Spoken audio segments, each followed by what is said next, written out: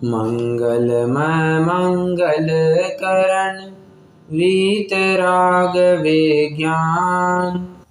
नमो ताहि जाते भय अरहंतादि महान। करि मंगल करि हो महा ग्रंथ करन को काज। जाते मिले समाज सब पावे निज पद राज। बहुविधि मिथ्या गहन करी मलिन भयो निज भाव।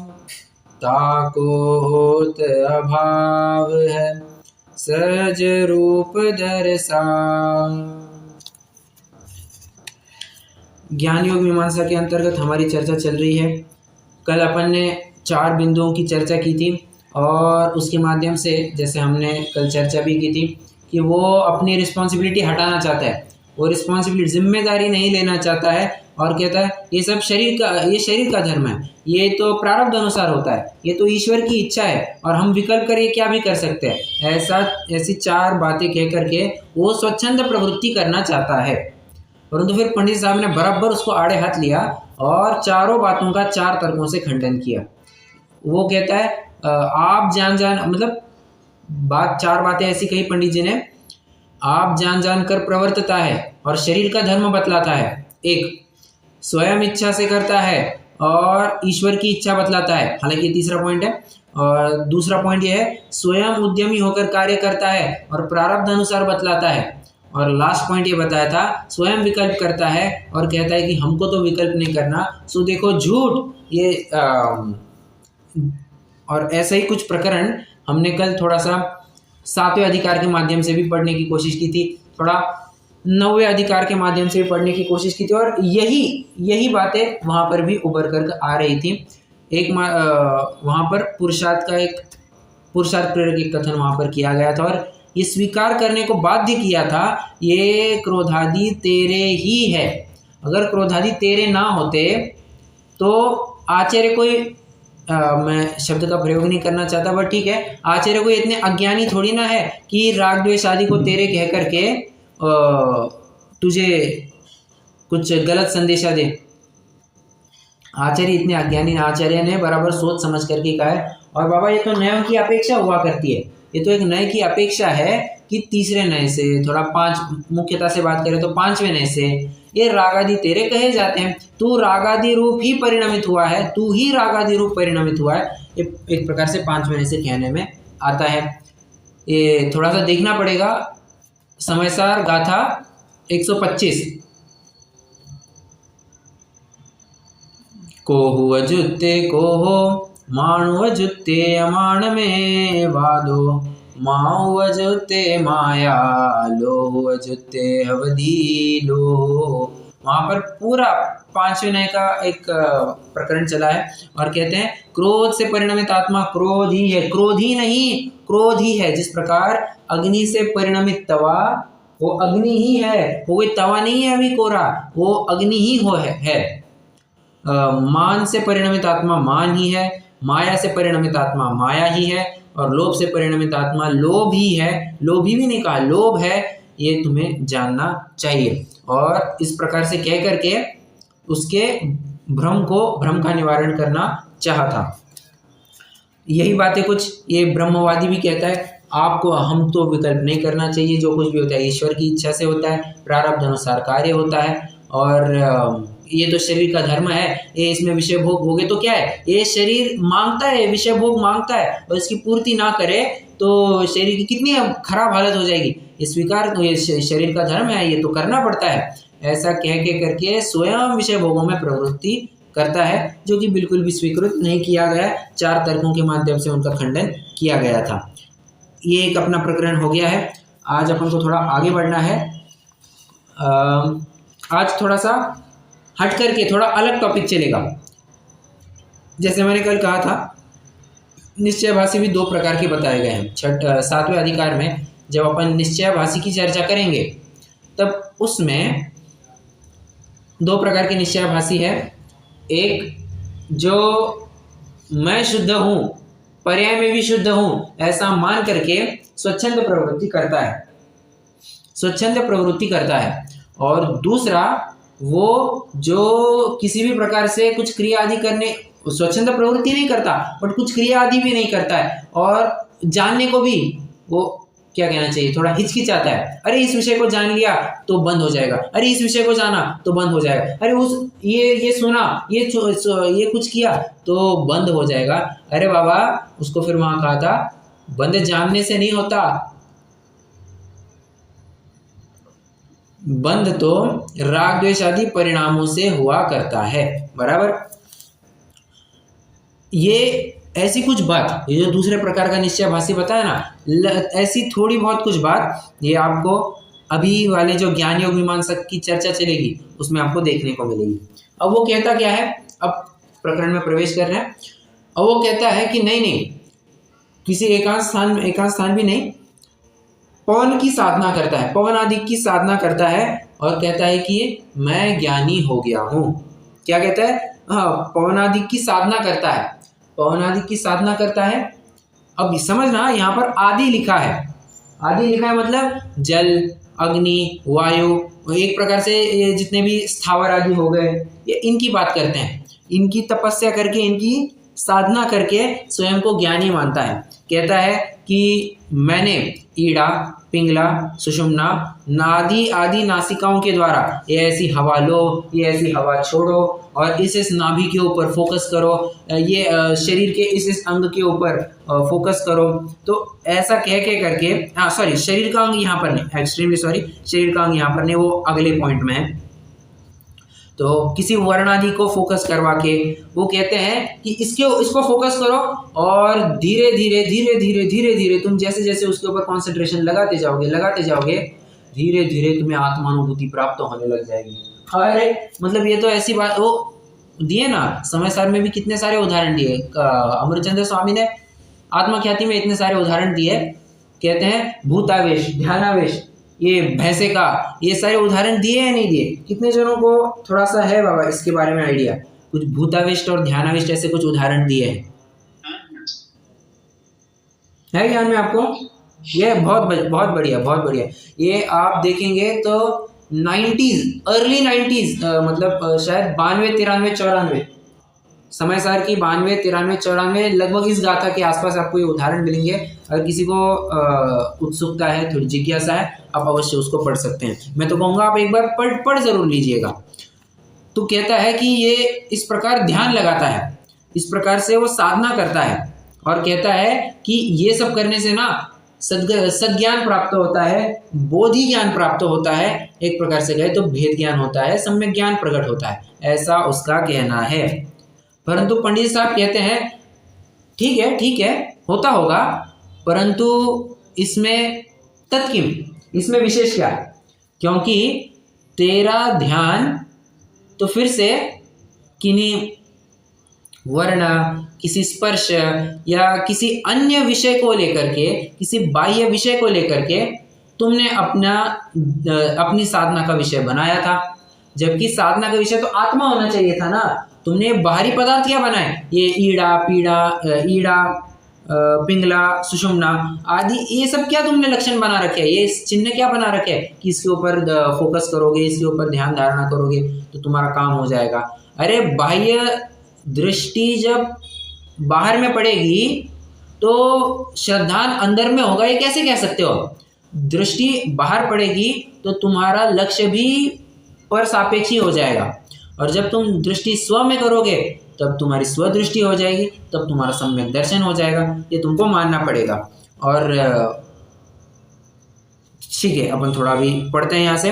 तो एक इजी पैराग्राफ था, और इसके बाद में कुछ एक एडिशनल पॉइंट, थोड़ा एक्स्ट्रा इन्फॉर्मेशन भी दूंगा। देखिए, तथा कोई जीव, ये यहाँ पर ऐसे लिखने वाला कुछ पॉइंट है नहीं, आपको बस यहाँ पर आपके पास जो ग्रंथ है, ग्रंथ में कुछ अंडरलाइन या थोड़ा सा सर्कल करना है। तथा कोई जीव पवन आदि की साधना करके अपने को ज्ञानी मानते हैं, पवन आदि की साधना, इसको आपको सर्कल करना है।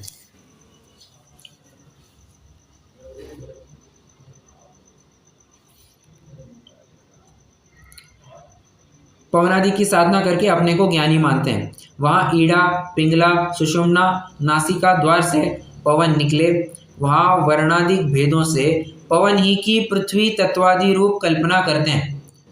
उसके विज्ञान द्वारा किंचित साधना से निमित्त का ज्ञान होता है, इसलिए जगत को इष्ट अनिष्ट बतलाते हैं। आप महंत कहलाते हैं। सो यह तो लौकिक कार्य है, कहीं मोक्ष मार्ग नहीं है। जीवों को इष्ट अनिष्ट बतलाकर उनके राग द्वेष बढ़ाए और अपने मान लोभादि उत्पन्न करे, इसमें क्या सिद्धि है?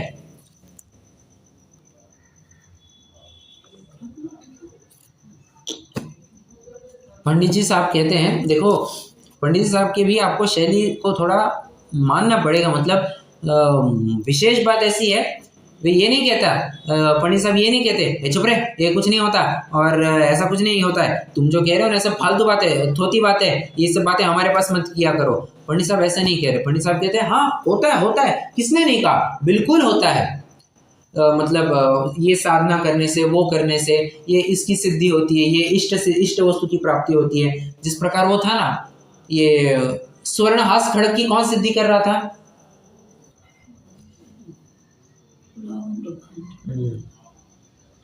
रामायण का एक पात्र है, रावण का कुछ नहीं रावण का रिलेटिव है, रावण का रिलेटिव है।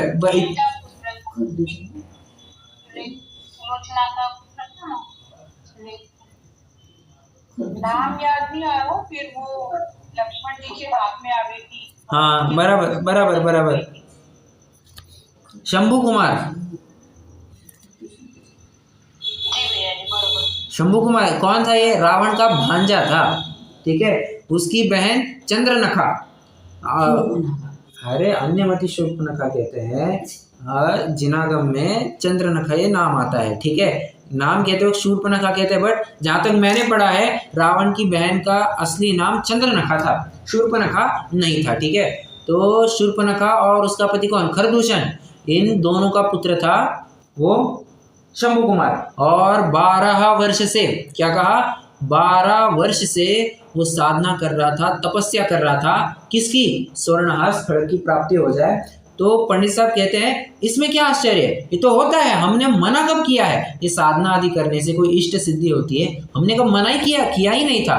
परंतु तू बता, तेरी इस साधना से तूने लौकिक कार्य ही सिद्ध किया, फिर मोक्ष मार्ग कोई प्रकट हुआ क्या? अच्छा मुझे एकदम स्वर्णहास तलवार आ गई मेरे हाथ में, मोक्ष मार्ग में कितने आगे बढ़े, एक गुणस्थान से दूसरा गुणस्थान हो गया, या क्या हो गया? कुछ प्रमोशन मिला, क्या हो गया?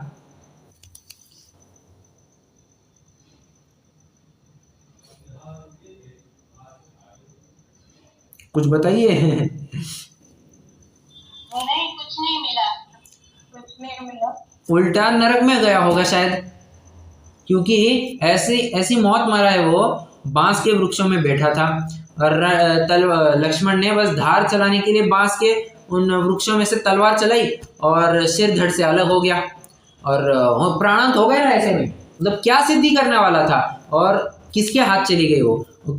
क्या करना, कहना क्या चाहता है? ये तो सब लौकिक कार्य है, इससे तुम्हारी कोई महंतता है नहीं। लोक में भले ही महंत कहा जाता होगा, जिनागम तो इसको महंत कहेगा ही नहीं, बराबर है। मोक्ष मार्ग में इसकी यत्किंचित भी रेलेवेंस नहीं। ये तो क्या है, ये एडिशनल है। ये तो तुम करना चाहो तो करो, ना करो तो करो, इसमें ना करो तो भी ठीक, करो तो भी ठीक, इसमें कुछ हर्जा नहीं है। तुम ये बताओ, तुम्हारे 7 तत्व संबंधी श्रद्धान की क्या अवस्था है? तुम्हारे देव शास्त्र गुरु के श्रद्धान की क्या अवस्था है? तुम उसके ऊपर बात करो ना, तुम उसके ऊपर बात नहीं करते और मैंने ये साधना करी, वो साधना करी, ऐसा क्यों कहते हो?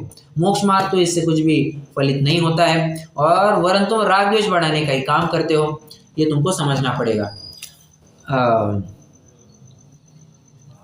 एक उदाहरण है, ये अपना कोमल जी शायद आप जानती होंगी, क्योंकि आप थोड़ा लोनावाला के पास रहते भी है। ये लोनावाला के पास में, लोनावाला एरिया में एक मनस शक्ति केंद्र है, आप जानते हैं?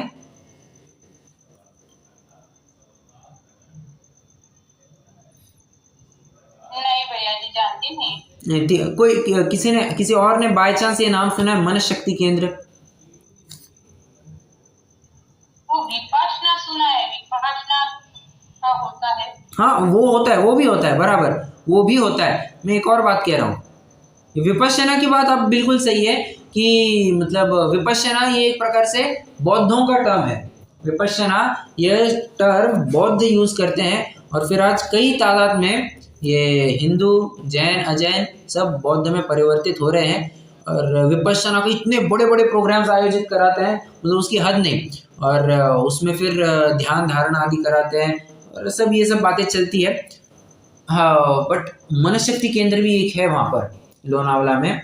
तो वहाँ पर वे क्या कराते हैं, वे उनका एक कुछ 15 दिन का शायद एक कुछ कोर्स होता है, उसमें आपकी बुद्धि कैसे बढ़ेगी, आपकी एफिशिएंसी कैसे बढ़ेगी, ये सब बातों को लेकर के वे कुछ एक सुझाव देते हैं, एक ट्रेनिंग वगैरह करवाते हैं, और कहते हैं देखो शाम का समय है, लाइट्स ऑफ, सारी लाइटें बंद, और एक दीप की लौ जलाते हैं। मतलब एक दीपक या मोमबत्ती जो कुछ भी है वो जलती रहती है, और सबको कहा जाता है आपको इसकी तरफ एक टक देखना है, देखते रहिए, देखते रहिए, देखते जाइए, देखते जाइए, धीरे धीरे धीरे धीरे, वे कहते हैं। और फिर कुछ सूत्र भी देते हैं बोलने के लिए, उस सूत्र का आपको निरंतर पाठ करना होता है, सूत्र पाठ करते जाइए। कुछ एक नक्शा वगैरह भी देते हैं जिसको आपको बराबर तकिए के नीचे लेकर के सोना होता है। वैसे एक छोटी सी बात और बता दूं, हाँ मैं हालांकि मैंने ये वर्ड प्रयोग कर लिया कि तकिए के नीचे लेकर के सोना होता है, बट स्वास्थ्य की दृष्टि से मैं आपको कहूँ तो तकिया बिल्कुल भी युक्त नहीं माना गया है, ठीक है। उससे थोड़ी सी बैक पेन, मतलब पीठ को लेकर की समस्याएं काफ़ी होती रहती है। तो यूजुअली मैंने ऐसा सुना है कि जिसको भी पीठ की दिक्कत है वो बिल्कुल भी तकिया लेकर के ना सोए, वरना और दिक्कत होती है। खैर मेरा तो अभी वो विषय है भी नहीं, मैं तो ये कहना चाहता हूँ कि कुछ नीचे रख करके सोने के लिए कहते हैं, और कहते हैं कि ये सब कोर्स करो, बराबर तुम्हारी प्रोग्रेस होगी, बराबर तुम्हारा दिमाग शार्प होते जाएगा, तुम्हारी बुद्धि तेज होती जाएगी, और तुम अच्छा अच्छा परफॉर्म करने लग जाओगे। ऐसा कर कर आके वे एक क्या कहना चाहिए, खूब सारे लोग वहां पर विजिट करते, खूब सारे, मतलब अजैन तो जाते ही है, जैन लोग भी जाते हैं, ये कहते हुए कि इनके गुरुजी तो सबको मानते हैं, गुरुजी सबको मानते हैं, सबको मानते हैं। ऐसा कह के करके उन्होंने जैनियों अजैनी सबको आकृष्ट कर लिया उनकी तरफ। तो बात ऐसी है, वे ये कुछ ऐसी लौ जलाते हैं और उसका ध्यान धरा करके वे उपयोग बढ़ाने की बात करते हैं। सो तो बात जमती है ही नहीं, जमती है नहीं है मतलब लौकिक सिद्धि होती होगी इसमें, पारमार्थिक सिद्धि क्या उसकी बात कहो ना, तो उसमें तो कोई उत्तर दे ही नहीं पाता है, ठीक है। ये अपना एक पहला पॉइंट हो गया।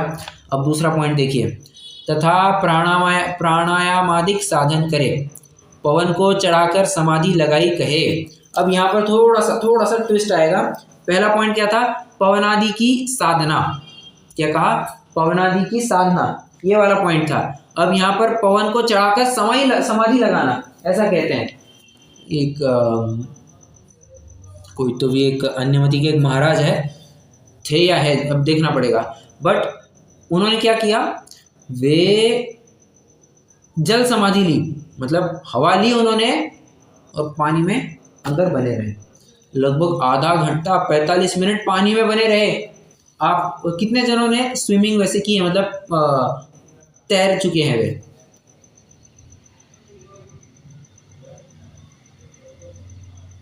मतलब नदी में, तालाब में, कहीं पे भी?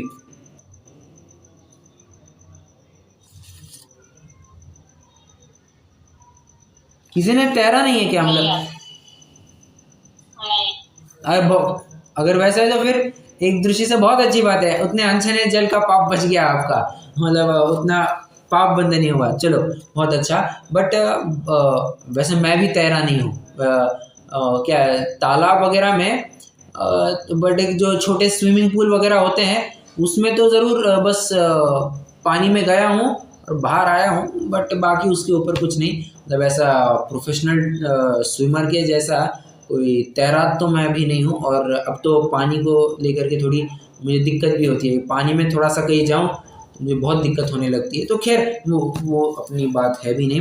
मैं तो ये कह रहा था, पानी में अगर किसी के, अब मुझे थोड़ा सा अनुभव है इसलिए मैं आपको भी बता रहा हूँ, थोड़ा गले तक भी पानी आ जाए ना, सांस लेने में बड़ी दिक्कत होती है खूब।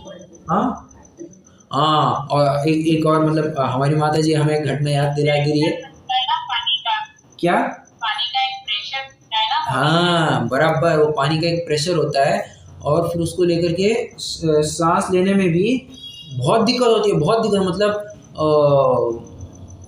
मैं अब कह नहीं सकता उसको, बट बहुत अनईजी फील होता है, हार्ट बीट बहुत बढ़ने लगता है और घबराहट बहुत होती है। ओ अरे सांस लेने नहीं आ रही, सांस लेने नहीं आ रही, ऐसा कह के करके बहुत घबराहट होती है मुझे। और एक बार ऐसा हुआ भी था, लगभग मैं कुछ 3-4 साल का था रहूँगा, उसमें हुआ कि मैं हमारे गाँव, मतलब नानी जी के यहाँ पर, नानी जी के घर गया था। तो वहाँ पर हमारी बहन के साथ, अब छोटे बच्चे हैं तो हम बहन के साथ खेलते खेलते जैसे पकड़ा पकड़ी खेल रहे थे और मेरा पैर फिसल गया और उसका क्या होता है, हौद क्या कहते हैं आप उसको, एक बहुत बड़ा बहुत बड़ा एक ड्रम कहिए, कुछ भी कहिए, हाँ ड्रम, तो पानी जहाँ पर, पानी के ड्रम में मैं भी गिर गई थी। हाँ तो उसमें गिर गया मैं। तो मतलब इतना अनईजी, मतलब चिल्ला रहा है बचाओ बचाओ बचाओ, मम्मी मम्मी मम्मी कह करके मैं पागल हो गया। और तो बात मेरी कहने की इतनी है, मैं इतनी घटना ये सुना रहा हूँ। और कोमल जी फिर आपको भी थोड़ा अनुभव आया ही होगा कि बाबा सांस लेने में इतनी दिक्कत होती है, इतनी घबराहट होती है, इतनी बेचैनी होती है कि कुछ कहना नहीं। अब मैं ये सब क्यों सुना रहा हूँ, मैं तो इसके लिए सुना रहा हूँ कि पवन को चढ़ाकर समाधि लगाई, कहते हैं सांस ली और आधा घंटा पानी में बैठे। अरे अपन यहाँ आधा मिनट भी ऐसे पानी में डूब जाए ना तो वहीं पर तत्क्षण मर जाए, ऐसी भी हालत हो सकती है, कुछ कह नहीं सकते। पर कहते हैं कि इन्होंने पवन चढ़ाया, हवा ली और पानी में डुबकी लगा दी, आधा घंटा पौना घंटा पानी में बने रहे, जल समाधि लगाई, जल समाधि लगाई, धन्य बाबा जी की, धन्य बाबा जी की, ऐसा कह कह करके उनकी खूब वाह करते हैं। और ऐसे करने वालों की कोई कमी नहीं हुआ करती है, कोई कोई वास्तव में करते भी होंगे, किसी किसी को वैसी विद्या सिद्ध भी होगी, हम मना नहीं कर रहे हैं। परंतु पंडित साहब का फिर से वही तर्क, अरे बाबा तू बता, ये ऐसी साधना करने से साध्य क्या होता है, इससे तो लौकिक कार्य साध्य होते होंगे, तू तेरा पारमार्थिक साध्य क्या है, तूने परमार्थ क्या साधा, ये तो बतला हमको। इसलिए ये कह होता होगा, परंतु इससे कोई भी तुम्हारा कार्य बिल्कुल भी सदने वाला नहीं है। कुछ कुछ लोग तो ये एक प्रकार से थोड़ा सा भोंदूगिरी करते हैं। हालांकि अब वो भोंदूगिरी जो भी थोड़ा प्रकरण चलेगा वो अपना यहाँ पर चलेगा 6वें अधिकार में। 6वें अधिकार में जब अपन कुगुरु कुदेव कुशास्त्र इनकी चर्चा करेंगे तो वहाँ पर खुल के उनकी बात आएगी, भोंदूगिरी क्या की जाती है, कैसे कुछ क्या करते हैं, वहाँ पर खुल के चर्चा आएगी। बट कोई लोग ये समाधि लगाई, इस बाबा ने समाधि लगाई, उस बाबा ने समाधि लगाई, कोई तो 90% तो फ्रॉड होते हैं, 90% तो फ्रॉड होते हैं, मतलब उनके ऊपर भरोसा ही नहीं किया जा सकता। और 10% होते हैं जो जिनके पास वास्तव में कुछ ये सिद्धि होती है, परंतु फिर पंडित साहब उनको समझाते हैं, बाबा तू करता है ये, परंतु से लौकिक सिद्धि होती है, पारमार्थिक सिद्धि तो नहीं होती है। बराबर। चलो एक पॉइंट यहाँ पर और आया है, प्राणायामादिक साधन करे। प्राणायामादिक साधन करे, एक जादूगर है, नाम मुझे याद नहीं है, बट एक जादूगर था या है देखना पड़ेगा, बट है।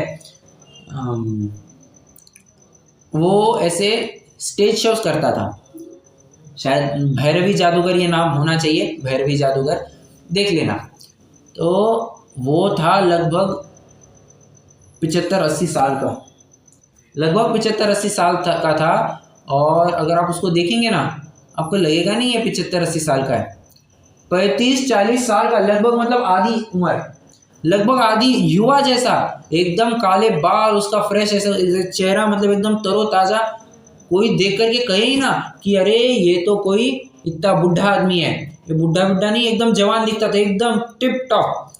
तो वो जादू वगैरह कराता था, सब कराता था। और फिर वो अपना एक मनोगत व्यक्त करता था। तो फिर वो कहता था कि ये जितनी भी विद्या आदि है ये मुझे अपने गुरुओं से मिली है, और इसमें फिर मैं साधना आदि भी विशेष करता हूँ, मैं इसकी साधना करता हूँ, मैं उसकी साधना करता हूँ। तो ऐसा कह के करके वो मैं प्राणायाम आदि विशेष करता हूँ, प्राणायाम के ऊपर वो बात कहता था, मैं प्राणायाम आदि विशेष करता हूँ। तो उसको लेकर के मेरा इतना स्वास्थ्य आदि अच्छा बना रहता है। परंतु पंडित साहब कहते हैं ठीक है, तूने स्वास्थ्य आदि बढ़ाया, क्या किया तूने? ये तो तूने शरीर क्या अच्छा किया, आत्मा का क्या अच्छा किया? और तू बता, यज्जीवस्योपकाराय तद्देहस्यापकारकम, यद्देहस्योपकाराय तज्जीवस्यापकारकम। मतलब जो जो भी कार्य जीव के लिए इष्ट है वे अजीव के लिए अनिष्ट है, और जो जो कार्य अजीव के लिए इष्ट है जीव के लिए अनिष्ट है। तुमको विचार तो करना पड़ेगा।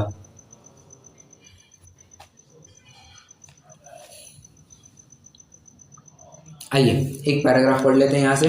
तथा प्राणायाम आदि साधन करे, पवन को चढ़ाकर समाधि लगाई कहे, सो यह तो जिस प्रकार नट साधना द्वारा हस्तादिक से क्रिया करता है, उसी प्रकार यहाँ भी साधना द्वारा पवन से क्रिया की। हस्तादिक और पवन यह तो शरीर के अंग है, इनके साधने से आत्महित कैसे सधेगा? एकदम टू दी पॉइंट बात कर रहे हैं पंडित साहब। मतलब आप कहेंगे कि अरे कितना गजब का अध्यात्म है, ये आपको ज़रूर देखने लायक है, ये पढ़ने लायक है, समझने लायक है।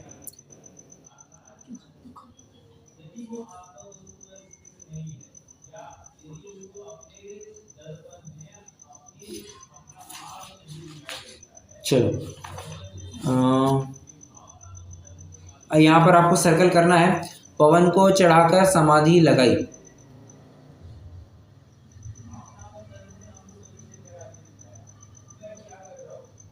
पवन को चढ़ाकर समाधि लगाई, आपको ये सर्कल करना है। चलो देखो, कोई प्रश्न है?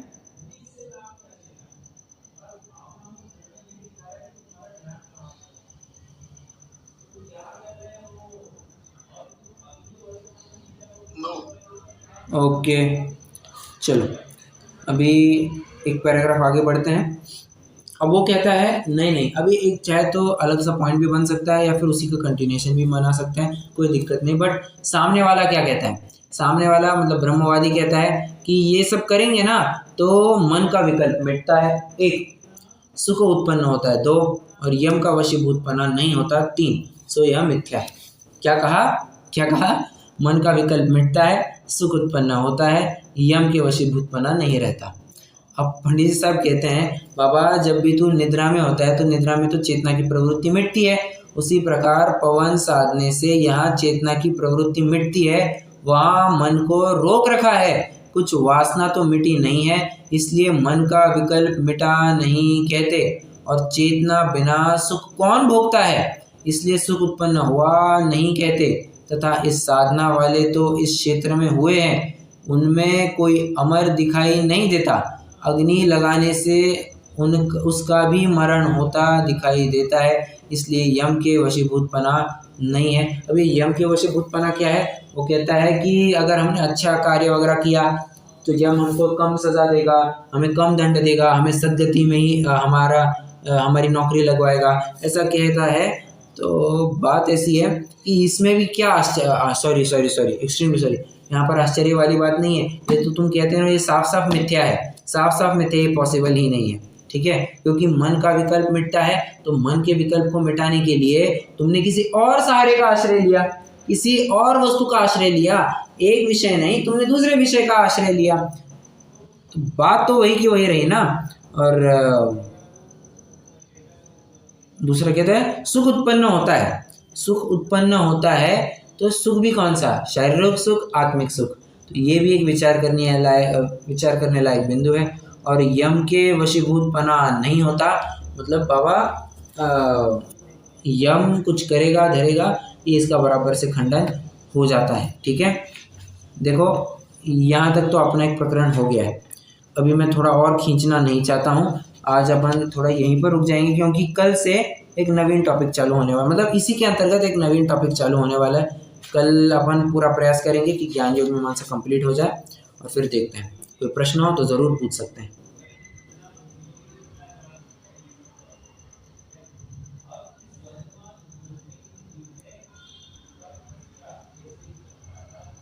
नहीं है?